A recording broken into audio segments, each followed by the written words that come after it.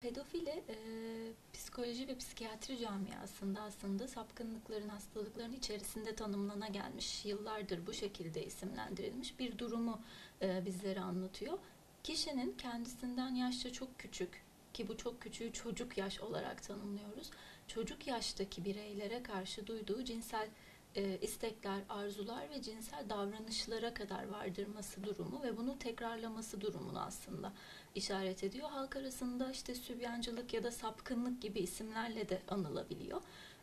Pedofili dolayısıyla psikiyatri ve psikoloji camiasında bir bozukluk olarak tanımlanıp tedavi ve rehabilite edilmesi yasal da aynı zamanda bir suç teşkil ediyor. Çünkü çocuğa yönelik cinsel istismar davranışlarında bulunmak bir suçtur ve bunun mutlaka karşılığı, bedel olması gerekmektedir. Dolayısıyla pedofili kavramı evet hem çok bildiğimiz, çok kullandığımız bir kavram halk arasında da ama hem de birazcık dikkat edip ayırmamız gereken bir kavram. Çünkü cinsel istismarda bulunan ya da diğer istismar türlerini de tabii işin içine katarsak istismarda bulunan istismarcı dediğimiz kişinin illaki pedofili olması gerekmiyor. Herhangi bir ruhsal hastalığa sahip olmadan, tırnak içinde herhangi bir tanı almadan da insanların bu tarz davranışlarda, eğilimlerde bulunduklarını görüyoruz. İstismarcıların çocuklar üzerinde uyguladıkları pek çok yöntem var elbette ama biz genelde kabaca iki başlık halinde toparlamaya çalışıyoruz. Birincisi çocuğa tehdit, ceza gibi korkutma yöntemi, dayatmalar, bir şekilde onu zorlama, tehdit etme gibi çocuğun karşı koyamayacağı şekilde ve korku uyandıracak şekilde yapılan uygulamalar var.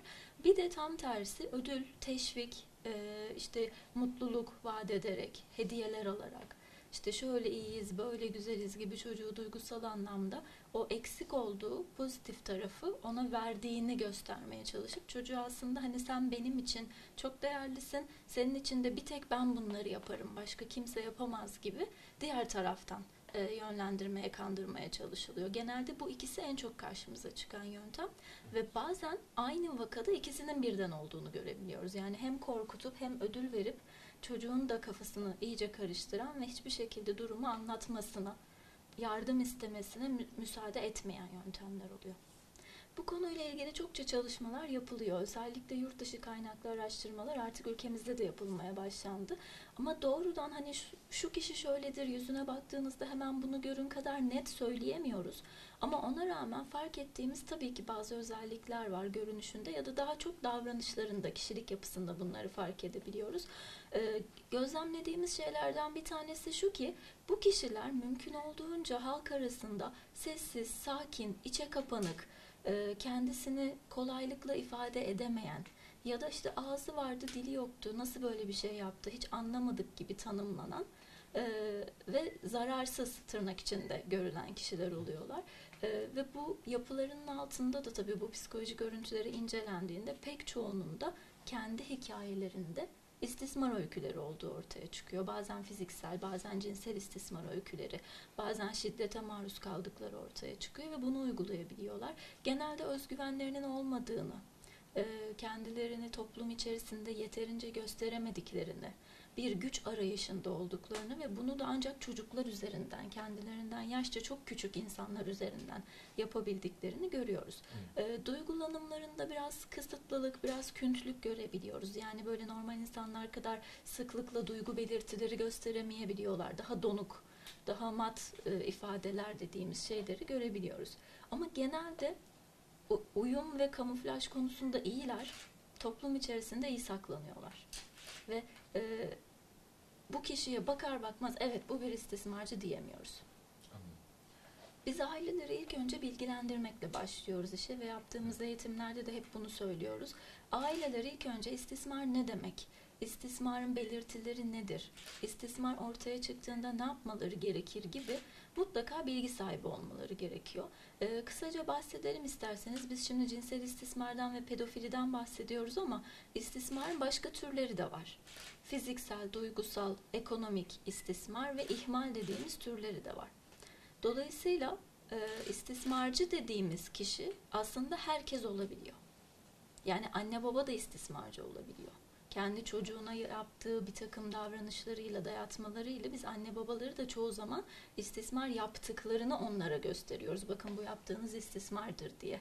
Bu illa cinsel olması gerekmiyor ki, cinsel istismarın aile içinde yaşanması durumu da ensest olarak adlandırılıyor.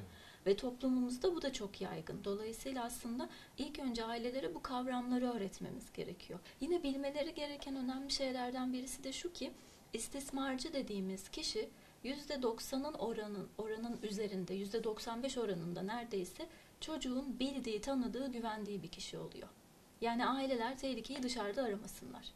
Yoldan geçen insanlar ya da işte herhangi tanımadıkları sıradan birisi gelip çocuklarını istismar etmiyor. Bunun oranı çok düşük. Genelde istismar yakınlarından geliyor. Ailenin en yakın çevresinden. Belki tanıdıkları, akrabaları olan, kan bağı olan insanlardan ya da arkadaşlık, dostluk ettikleri çevreden geliyor. Neye dikkat edebilirler çocuklarında? Özellikle 0-6 yaş grubu çocuklar çok belirtileri dışa vuruyorlar. Hareketlerinde değişiklik, aniden içe kapanma, yapabildiği şeyleri yapamaz duruma gelme, gerileme dediğimiz şeyler. Çok rahatlıkla konuşabilen bir çocuğun konuşamaz olması, tekrar bebeksi hareketlere girmesi, uyku sorunları, yemek sorunları, ciddi huysuzluklar, öfke patlamaları, ani yere kızmalar, küsmeler gibi şeyler. Ve çocuklar bunları bu kadar yapmıyorken bir anda bu kadar yapmaya başlıyorsa bizim bir düşünmemiz lazım. Yine çiş kaka kaçırma gibi dediğimiz doğrudan aslında cinsel bölgeyi ve iç organları da işleyen bir süreç bu. Bunları da görebiliyoruz.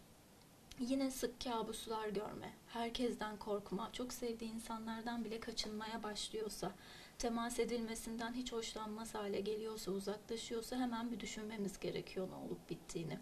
Yaşına uygun olmayan cinsel içerikte oyunlar oynuyorsa, oyunlarında sürekli bunlardan bahsediyorsa ya da bu davranışları tekrarlıyorsa bir ritüel olarak, bütün bunlarda aile mutlaka dikkat etmeli. Yine çocuk, eğer bu çok nadir yaşanan bir şey ama gelip doğrudan bu işi bize anlatıyorsa, şu kişi şöyle söyledi, bu kişi bana bunu yaptı gibi kendi ifadesiyle çocuk bir şey söylüyorsa ilk yapacağımız şey ona inanmak. Evet, pek çok araştırma şöyle söylüyor ki yaklaşık, tabii ki yaklaşık, hani kesin bir sayı değil, %15 civarında bir bildirim oranımız olduğunu biliyoruz. Yani 100 tane vaka yaşanıyorsa biz en fazla 15 civarında bildirim yapıyoruz. Buzdağının görünen kısmı. Ve üstelik o görünen kısım son yıllarda iyice artmaya başladı. Bu bildirim oranlarının da artması, insanların farkındalığının da artması ile ilgili bir şey. Ama aynı zamanda istismarın da artması ile ilgili. Hepsi bir anda artıyor. Yani suç da artıyor. Bu bir suçtur, bunu bildireyim diyenler de artıyor. Bizim isteğimiz hangisi peki? Suçun azalması ve olduğu zamanlarda da hemen bildirimin artması. Resmi bildirim konusunda çok ciddi sıkıntılarımız var. Bu sadece Türkiye'yi ilgilendiren bir durum değil, dünyanın her yerinde böyle. Saklanma, bilgilerin göz ardı edilmesi gibi bir eğilim daha çok var. Çocuğumuzun çevresinde kimler dolaşıyor? İstismara uğrama oranları küçük çocuklarda daha fazla. Genelde 6-7 yaş ve altı çocuklar çok yoğun bunu yaşıyor ve ergenlik döneminde. 13-15'lerde bir artış oluyor. Bu yaş grupları özellikle dikkat edilmesi gereken, özellikle gözümüzün daha çok üstünde olması gereken yaşlar. Etrafını takip edeceğiz, insanlarla ilişkilerini takip edeceğiz, mahremiyet eğitimleri vereceğiz çocuklarımıza, kendini koruma eğitimleri vereceğiz. Bütün bunları verirken bu konunun bizimle konuşulabileceğini, onlara yakın olduğumuz mesajını da vereceğiz. Yargılamadan, bağırıp çağırmadan, hakaret etmeden, suçlamadan bunu yapacağız ki çocuk bir şey olduğunda bize anlatabilsin.